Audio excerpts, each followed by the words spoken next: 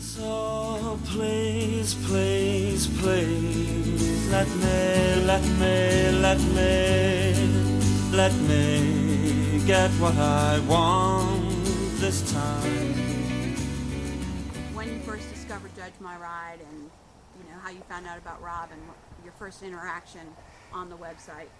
Well, I actually discovered Judge My Ride in its Facebook days, and I think that was in March of 2010 that I posted my first picture. And at that point, I was kind of more of a backyard rider, and I posted a picture that I had of my pony Max, and Sharon Stewart Wells commented, and she said some things. She gave a very good critique, but it wasn't perfect, and that frustrated me. So I was like, I need to get my act together. So I started working on my position at that point, and I kept posting, and I got a few critiques from Rob, and they were improving. So when we moved to the website, that's when I really seriously started posting and trying to work on my position, and it really helped quite a bit. So it was good. So we'd had the website, and then Rob came in town for a clinic, and that's when you first. Yes, May 2012 is when Rob came into Atlanta for a clinic, and that was when I first met him in person, and I was very nervous because it's the great Rob Gage, and so the clinic, I was also on Max, and it went really well, and that's when I seriously started pursuing the equitation goal, and but it took quite some time to really get the ball rolling on that. Rob, did you remember her from I know you see thousands of submissions on the website, so did Anna... No, I always remembered Anna. You did? She had this innate way to know exactly where her body was and her legs and arms were on a horse at all times. It's just so rare, and she had that from the get-go. I always remembered her photos, her equitation, over big jumps, little jumps, it didn't matter. Her equitation was almost always flawless.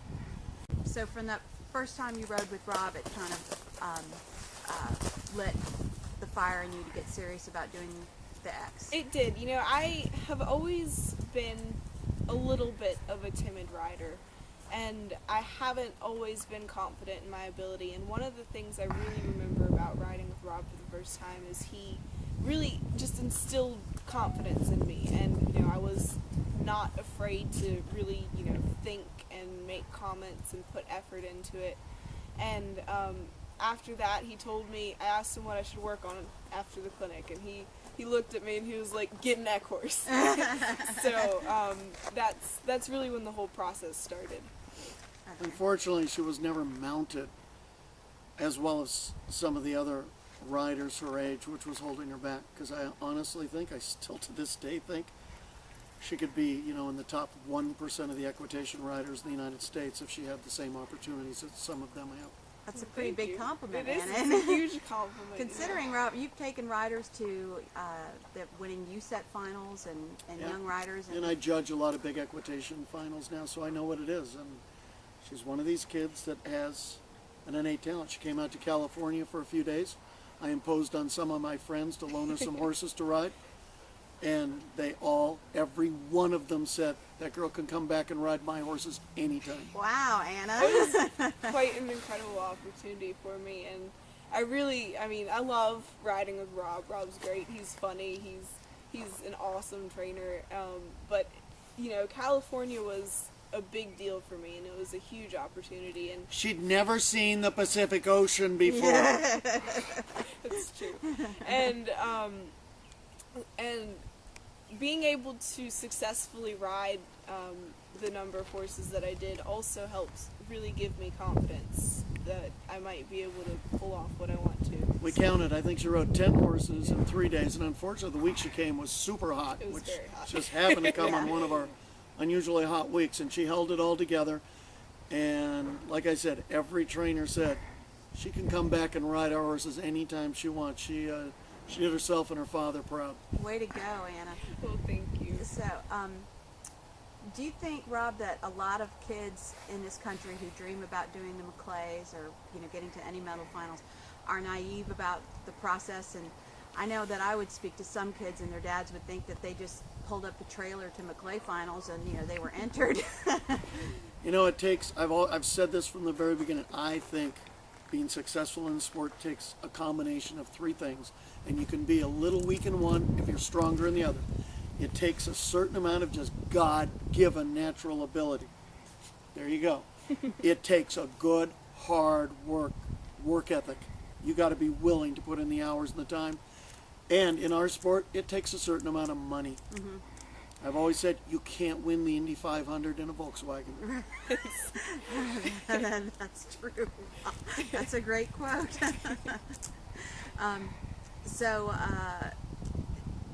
It does take the money. It takes the right horse, and it does take the miles. And when you're serious about it, you do have to be. How many shows should they be doing each season? And I know people that get by due to finances with 5 to 10 shows a year. If that's what you got, fine. You spend a lot more time practicing, it'll work. The people that have the wherewithal financially do 20, 30 shows a year. Right. But not everybody can do that, and it's okay if you can't. Do you think that gives them the edge with the nerves that you experience? Yes, I think it absolutely does. They get used to doing the shows all the time. And some people know. They just kind of figure out how to deal with the nerves. It happens in the end. Yeah. And then because there's an intimidation factor when you get there. As we know from your movie, Lightning the White Stallion, they talked about it on the intercom that the national champion was here, 5-time national champion Rob Gage. When I teach, I try to put pressure on the kids on purpose. I do. I want them to learn how to do it in an environment where if they make some mistakes, it doesn't hurt really anything. So I try to get their parents to come in and watch. I try to have a little audience for them. All the people are there. And I try to make them think that this is important today. Right. Right under the gun, under the pressure. Get used to it. Yeah, you don't want someone to sugarcoat it when your goals are as serious as. Absolutely not. And I think going back to your previous question, that a lot of riders are naive about just how much it takes to get there, because it's a difficult process, and not only do you have to have the riding, but you have to have the support system, you have to have the time, the dedication. I mean, it's tough. So I'm fortunate enough to have a very good support system. I have a lot of friends and family behind me. So I've been able to really go after it, which a lot of riders don't even understand that they have to. That's true. I mean, even getting to an Olympics takes that same kind of support system, and so many elements have to line up at once, right, Rob, when you're in contention?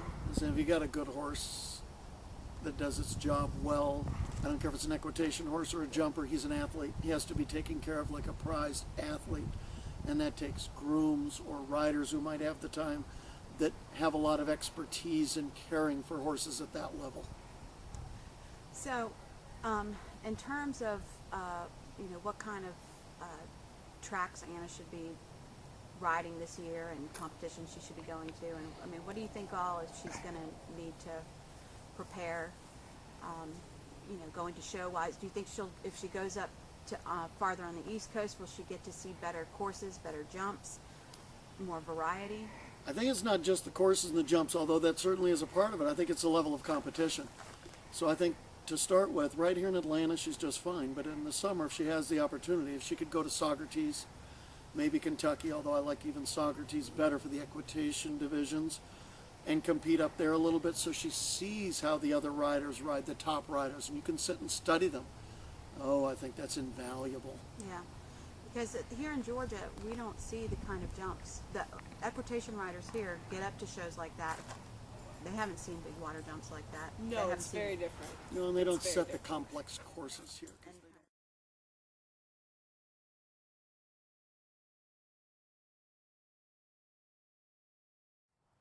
Well, I think that both Rob and Judge My Ride have really, kind of given me the push I need to think I can do this and pursue what I really love, and I will be forever grateful for that, because, And your parents. Yeah, my parents. My parents have been great. My mom, she's not a horse person, but she's super supportive. And So my that's dad, that's part of the support group you're talking about. Isn't it? Absolutely. It's very important. I'm very, It very is. fortunate to have so many people behind me, because I have my dad, who's been my trainer my whole life, and he's been the financial backer of everything, even though we aren't super well off like a lot of the riders. And he's given me a tremendous amount of time, so I'm very fortunate in that. My mom is really starting to help me along, and my sister's supportive, and I have a lot of great friends and a lot of great followers on my blog.